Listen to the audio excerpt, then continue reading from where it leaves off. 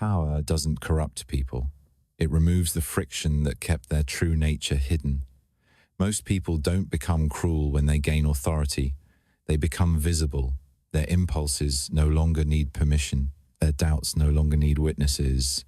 Their justifications no longer need to be convincing, only functional. The world is full of good people who did unforgivable things without ever feeling evil, not because power poisoned them, but because power finally stopped restraining them. This is not a story about monsters. It is a report on masks and why they fall the moment obedience replaces consequence.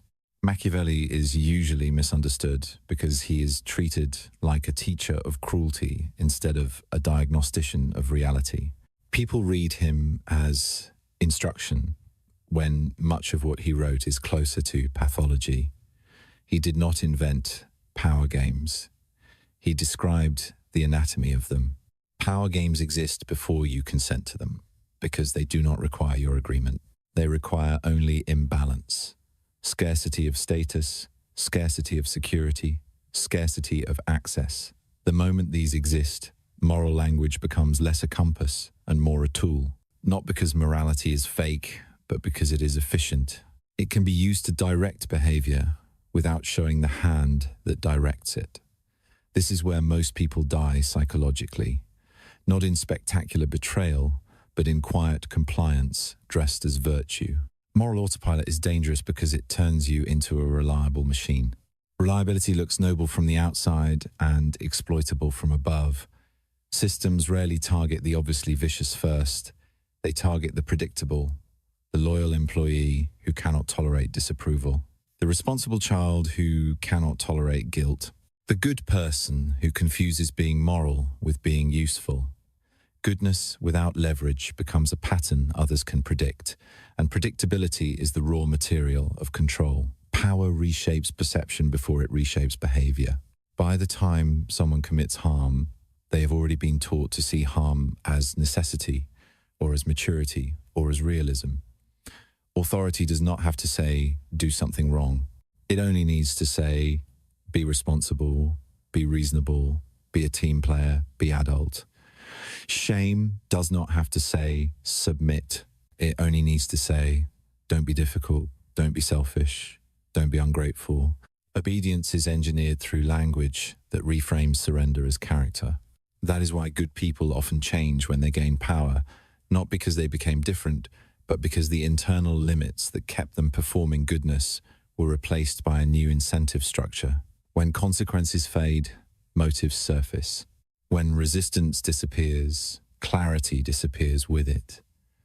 The room becomes quiet. The door seals.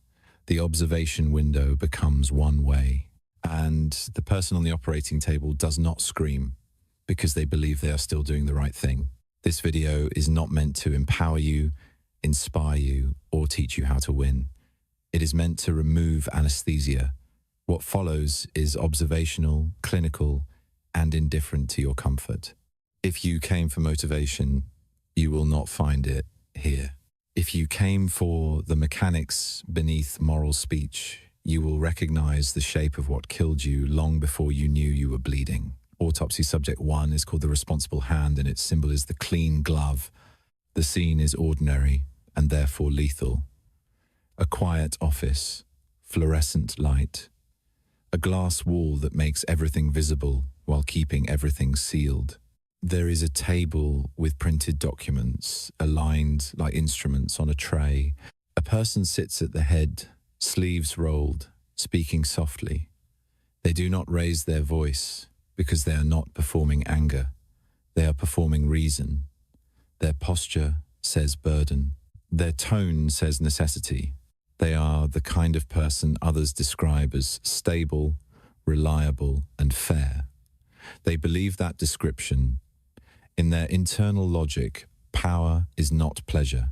Power is duty. They are not taking control. They are stepping up. They are not dominating. They are making hard choices.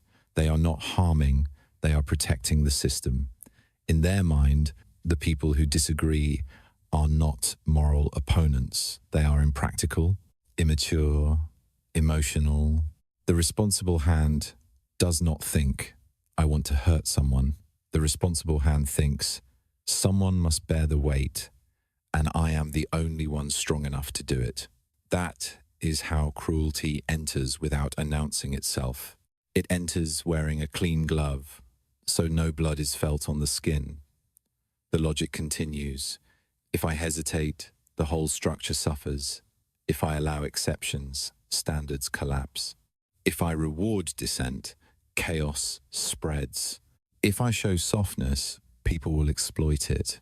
The responsible hand begins to see empathy as leakage, compassion as a breach. Every human detail becomes a threat to order. This is how power reveals itself in a good person, not as a transformation into evil, but as a gradual, allergic reaction to complexity. The person's mind narrows reality until only what can be controlled is considered real.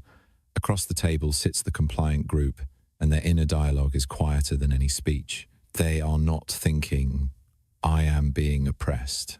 They are thinking, I don't want to be the problem.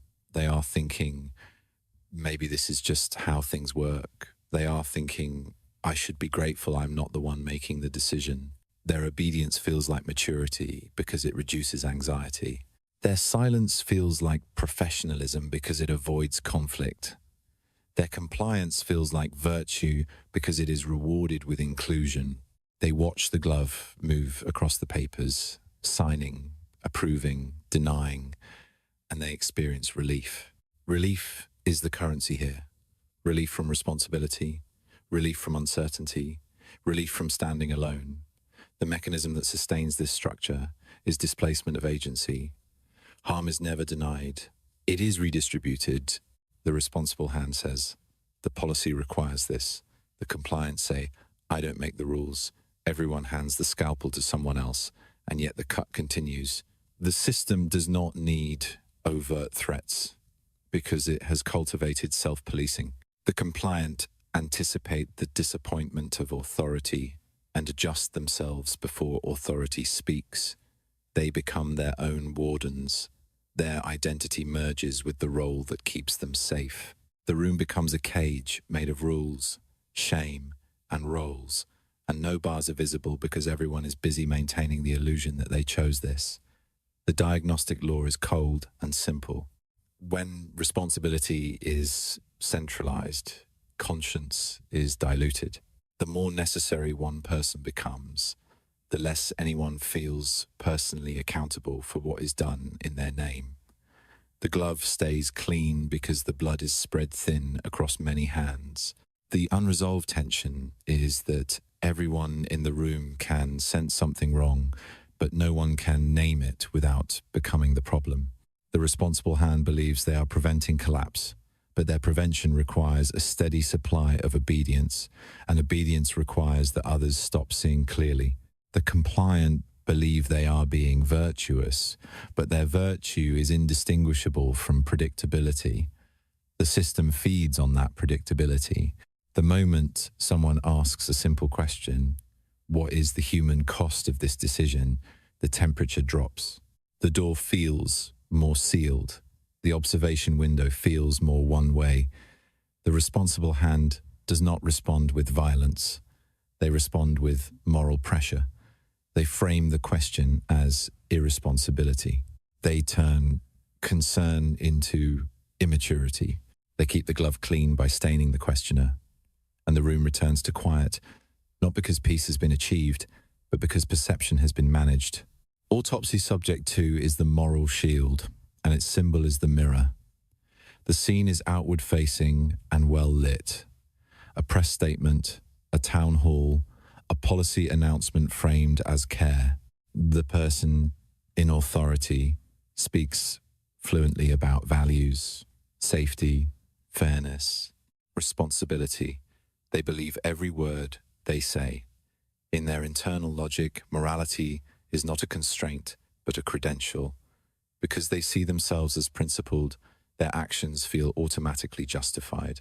Harm is not denied. It is reframed as unfortunate but necessary. Those who comply do not feel coerced. They feel aligned. Repeating the language gives them moral cover.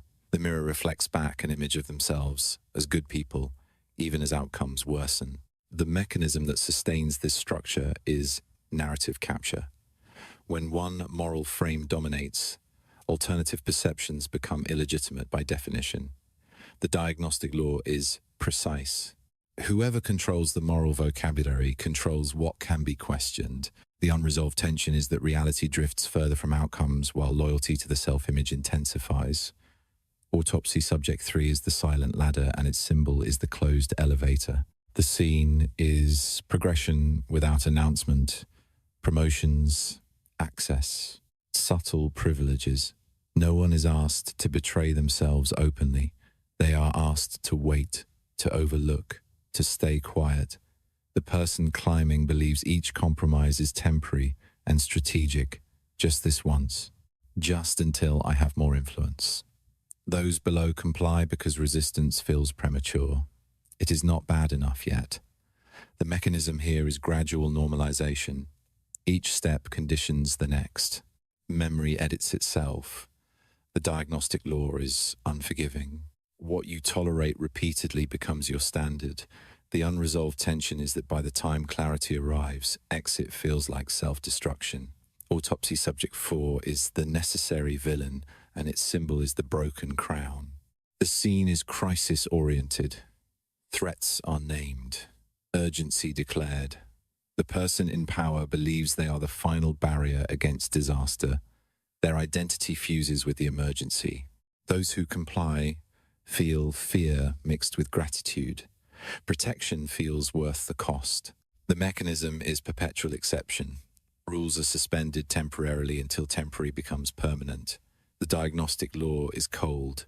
Emergency erodes limits faster than ambition ever could. The unresolved tension is that resolution would expose excess, so resolution is quietly avoided. Autopsy subject 5 is the hollow victor, and its symbol is the empty chair. The scene is after compliance has been achieved. Resistance minimal. Order restored. The person in authority feels no relief, only maintenance. Their role has consumed their identity. Those who comply feel numb. They followed the rules and arrived nowhere. The mechanism is identity collapse. Power devours the roles that feed it. The diagnostic law is final. Systems that demand constant obedience exhaust both ruler and ruled. The tension remains unresolved because decay is familiar and familiarity dulls alarm. Counter-awareness follows not as instruction but as observation. Strategic silence disrupts feedback loops by removing emotional response. Emotional non-participation denies systems the fuel of reaction. Frame refusal declines the imposed story without confrontation. Withdrawal of narrative energy starves control without attacking it. These are not weapons, they are exits. Control requires engagement. When engagement stops, systems malfunction quietly. People tolerate manipulation because obedience feels safer than freedom, long before it feels immoral. Freedom demands perception. Perception demands attention. Attention creates friction. Friction produces anxiety. Most human beings are not trying to be virtuous. They are trying to remain psychologically intact inside systems that quietly punish clarity. Obedience offers a bargain. In exchange for reduced responsibility, the individual receives certainty, belonging, and relief from constant evaluation. This exchange rarely feels like surrender. It feels like adulthood. This is why manipulation persists without villains. No one needs to be forced. They volunteer themselves into narrower lives because narrowness feels manageable. Machiavelli understood that power does not need to break people. It only needs to organize their fears. Authority becomes tolerable when it is framed as protection from chaos, from exclusion, from moral failure. The fear of standing alone is stronger than the fear of being used. Obedience is engineered not through threats, but through identity. Roles are assigned, titles are granted, narratives are reinforced.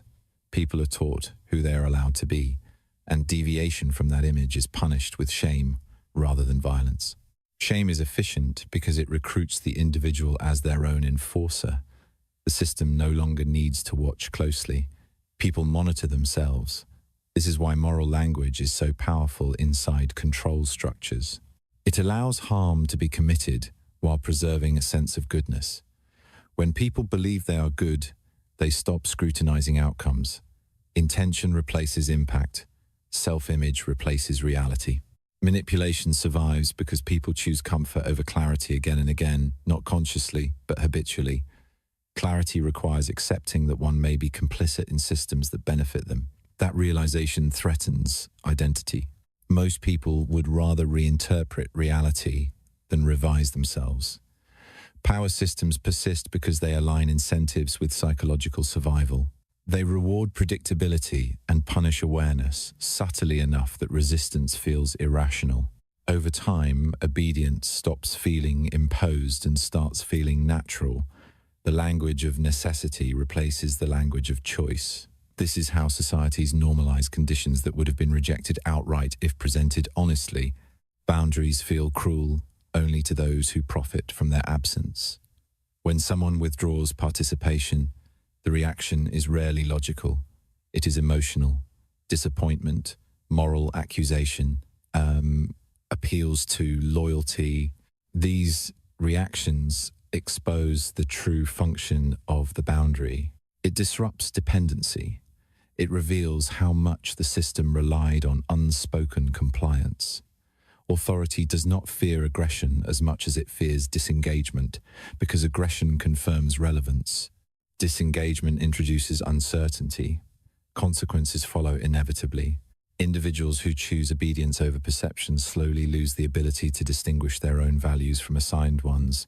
Decision-making becomes procedural. Moral reasoning becomes scripted.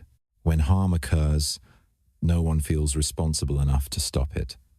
At the collective level, this produces a culture of quiet decay. Things continue to function, but meaning thins. Institutions remain intact while trust erodes. People comply without conviction. Leaders justify without belief.